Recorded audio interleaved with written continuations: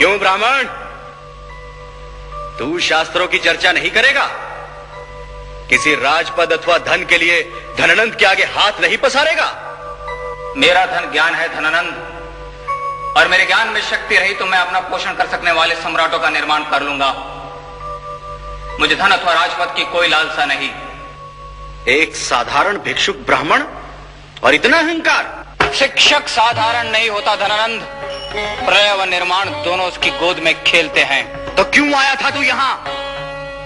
सोचा था पाटलिपुत्र में ज्ञान के प्रकाश को देखूंगा, पर देख रहा हूं कि ज्ञान के सूर्य को राहु ग्रस रहा है। तो वो राहु मैं हूं। निकालो इस ब्राह्मण को यहाँ से। मैं कुत्ता नहीं हूं धनानंद, जो स्वामी की ठोकरें खाने के बाद भी उसके तलुए को चाटे। ब्राह्मण अवध है। जो हाथों में तलवार घुमाना जानते हैं, वे अपनी रक्षा करना भी जानते हैं। मैं किसी के रक्त का पैसा नहीं।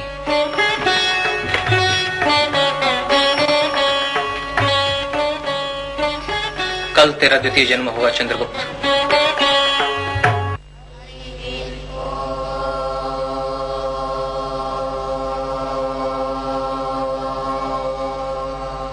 ज्ञान के अकाट्य सूत्र से आज मैं तुम्हें स्वयं से जोड़ रहा हूं चंद्रगुप्त। आज से मेरे ज्ञान व अनुभव से तुम पल्लवित होोगे। आज तुम्हारे हाथों में दंड थमा रहा हूं। इसी दंड से तुम्हें शास्त्रों व जीवन मूल्यों की रक्षा करनी है। मैं अपने व्रत व कर्तव्य निर्वाह के लिए वचनबद्ध हूं आचार्य। तो उठो चंद्रगुप्त, उत्थिष्ठ भारतः।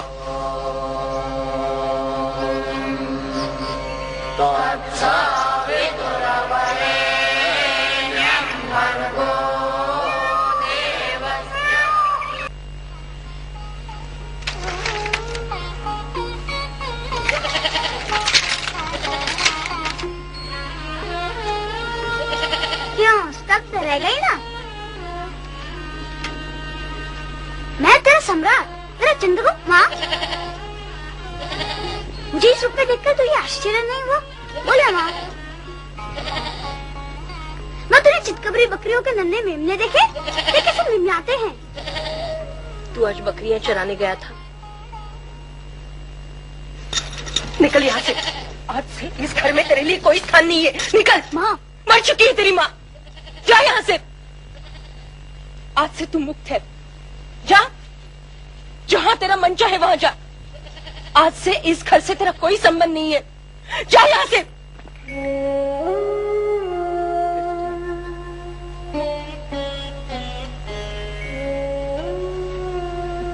प्रथम भिक्षाटन में ही तुझे इतना स्नेह मिलेगा, यह तो मैं नहीं जानता था। माँ, स्नेह व्यक्त करने के तेरे इस भाव, तेरे इस रूप को भी मैं प्रणाम करता हूँ। स्वीकार कर लो। कौन है आप? एक अकिंचन भिक्षुक। क्या आपने?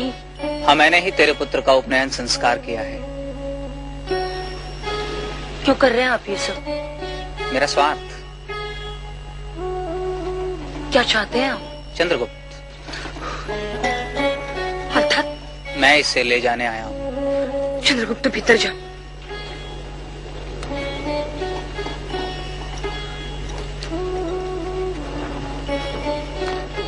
मैं इसे तक्षशिला ले जा रहा हूँ। इसके संबंध में निर्णय करने का अधिकार मेरा है। मैं इसकी माँ हूँ और मैं इसका आचार्य। मैं इसे अपने गर्भ में धारण कर चुका हूँ। मेरी वेदना को समझ। तूने एक संभावना को जन्म दिया है, मैं उसे संभव बनाना चाहता हूँ। तूने एक स्वप्न को जन्म दिया है, मैं उसे साकार करना चाहता हूँ। तू माँ है, तुझे अपने पुत्र का विचार करना है। मैं एक शिक्षक हूँ, मुझे इस समाज और राष्ट्र का विचार करना है। इसलिए मेरे स्वार्थ के समक्ष तेरा स्वार्थ गौण है। मेरे पुत्र का आपके स्वार्थ से क्या संबंध? संबंध है। मैं तेरे पुत्र के भीतर व्याप्त सुप्त चेतनाओं को जागृत करना चाहता हूँ, और वह जागृत चेतना एक दिवस पूरे राष्ट्र को जागृत करेगी। मैं आपकी बातों का अर्थ नहीं समझ पा रही हूँ। क्योंकि तू मेरे राष्ट्र की समस्याओं को नहीं समझ पा रही है। मैं इसे ले जाऊंगा। ये संभव नहीं है। मैं उसे पुकारूंगा तो भी तू उसे रोक नहीं पाएगी। पर तू जननी है, जीवन का पहला पाठ उसने तुझसे ही पढ़ा है। अब मुझे अपनी भूमिका पूर्ण करने दे। मेरे मार्ग में मत आ। चंद्रगुप्त का मार्ग प्रशस्त कर, मेरी सहायता कर। तू भी तो उसका भविष्य उज्जवल देखना चाहती होगी, इसलिए व्यर्थ भयों से भयभीत हो उसका भविष्य नष्ट मत कर। अपने स्नेह, अपने ममत्व, अपने स्वार्थ के लिए उसके भावी का विनाश मत कर। मैं जानता हूं कि अक्षर ज्ञान तो वह यहां भी पा सकता है, पर अक्षय ज्ञान का स्रोत तो मनुष्यों की भूमि तक्षशिला ही है। मैं तुझे तेरे पुत्र के योग क्षेम का वचन देता हूं कि जब तक्षशिला से पुनः पाटलिपुत्र आएगा तो तेरे, मेरे और इस समाज के सपनों को पूरा करने का सामर्थ्य उसमें होगा। विचार कर। अपने प्रतिहारियों को रोकिए महाराज।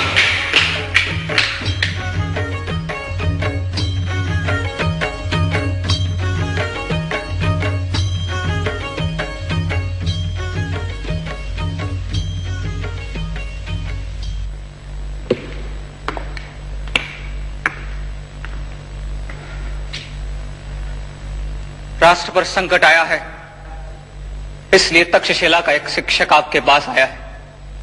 तुमने भीतर आने का दुस्साहस कैसे किया ब्राह्मण?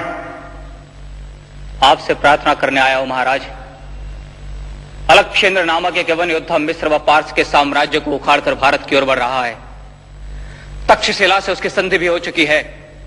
शीघ्र ही भारत पर आक्रमण होगा। भारत यवनों द्वारा पदाक्रांत होगा। बस इसलिए तुमने मेरे प्रतिहारियों व सहचरों को कष्ट दिया? महाराज, भारत की सीमाएं असुरक्षित हैं। मगध ही उनकी सुरक्षा कर सकता है। इसलिए आपसे प्रार्थना करने आया हूं कि मगध भारत की सीमा रक्षा का उत्तरदायित्व ले। तुम तो धनानंद को आज्ञा देने लगे भिक्षुक। याचना कर रहा हूं महाराज। लक्षावधि लोगों के जीवन की रक्षा के लिए, राष्ट्र की रक्षा के लिए, भारत की रक्षा के लिए मैं आपसे सैनिक सहायता की भिक्षा मांगता हूं। सीमा की रक्षा सीमा रक्षक किया करते हैं, सम्राट नहीं। इसके लिए मेरे द्वारपाल से कह दिया होता। सीमाएं सुरक्षित रही तो सम्राट सुरक्षित रहेंगे महाराज। भिक्षुक, तुम मगध सम्राट को चुनौती दे रहे हो। अलक्षेंद्र भारत को चुनौती दे रहा है सम्राट। जब वो मगध को चुनौती देगा, मगध उसका प्रत्युत्तर दे देगा। जाओ भिक्षुक, मेरे अतिथि तुम्हारे जाने की प्रतीक्षा कर रहे हैं। मैं आपके आगे हाथ जोड़ता हूं सम्राट, मेरी प्रार्थना पर विचार कीजिए। एक मुट्ठी अन्न मांगा होता तो मैं विचार भी करता, पर तुम तो उसके भी योग्य नहीं हो ब्राह्मण। जाओ। देख रहा हूं कि धरा के बेटों से उनकी धरती छीनी जा रही है और मगध चुप है। कौन करेगा उनके घरों की रक्षा? कौन करेगा उनके हलों की रक्षा? धनानंद के पास और भी काम है मूर्ख। मगध के स्वामी होने का गर्व है तुम्हें, पर विशाल भारत की सीमाओं के रक्षक होने का गर्व करना नहीं चाहते। मगध सम्राट भारत की मिट्टी चंदन है, इसे अपने माथे पर लगाओगे तो हर भारतीय तुम्हें अपने हृदय का सम्राट बनाएगा। भारत की सीमाएं तुम्हें पुकार रही हैं धनानंद। प्रतिहारियों, इस मूर्ख की शिखा पकड़कर इसे बाहर निकाल दो। एक दिवस यही शिखा तेरे कुल की काल तरपड़ी होगी धनानंद। तुम जैसे दुष्टों ने भारत को पदाक्रांत कर रखा है, मैं तुम जैसे दुष्टों को पदाक्रांत करूंगा।